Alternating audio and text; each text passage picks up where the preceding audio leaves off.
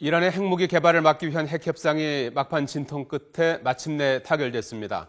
이번 협상 타결의 의미, 또 파장은 어떤 것인지 국제부 연결해서 알아보겠습니다. 전준영 기자.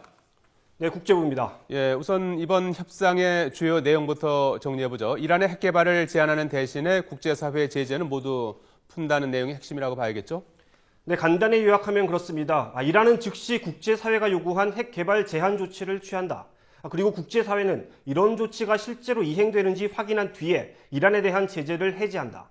또 다만 이란이 최소한의 연구용 핵시설 등을 운용하는 건 인정한다. 이 정도로 정리할 수가 있습니다.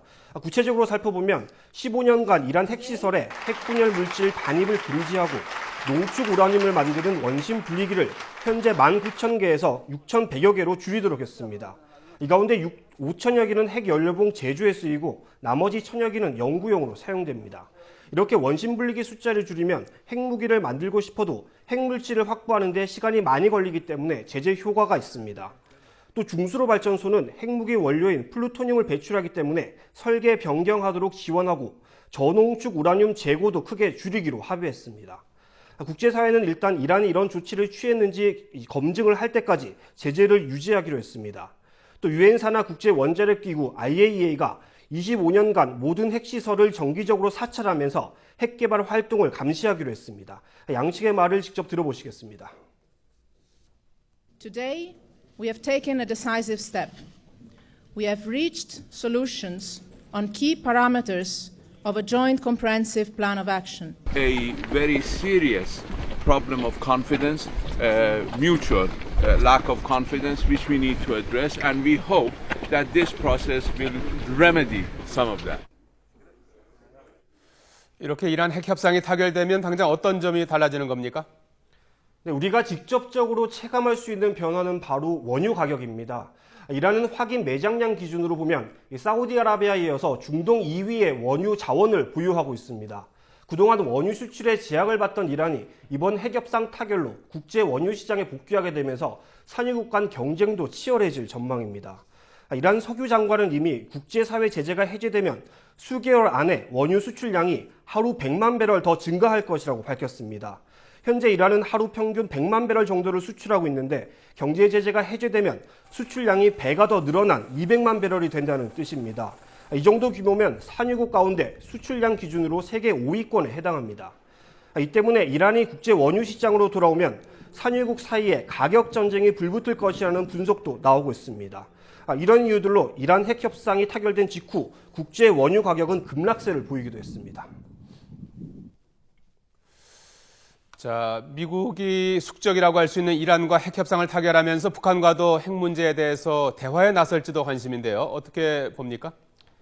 당장 이란 핵협상 타결이 북한과의 협상으로는 이어지지 않을 것이다, 이런 비관론, 그리고 그래도 모종의 대화 시도가 있지 않겠냐는 낙관론이 엇갈리고 있는 상황입니다.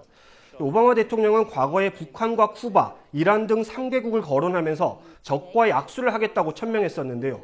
이미 쿠바와는 이 국교를 정상화했고 이란과 핵협상까지 타결되었기 때문에 이제 마지막 남은 북한과도 역사적 거래를 시도할 가능성이 있다는 분석이 있습니다. 하지만 이란과 북한 두 나라의 핵 문제는 완전히 다르기 때문에 쉽지 않을 것이라는 전망이 더 우세한 상황입니다.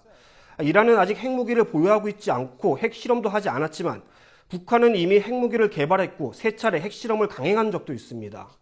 또 과거 북한에 대해서는 완전히 검증 가능한 불가역적 폐기, 이른바 CVID 원칙을 요구했지만 이번 협상에서 이란은 연구용 핵시설을 용인했기 때문에 향후 북한과 협상이 더 어려워졌다는 분석도 있습니다.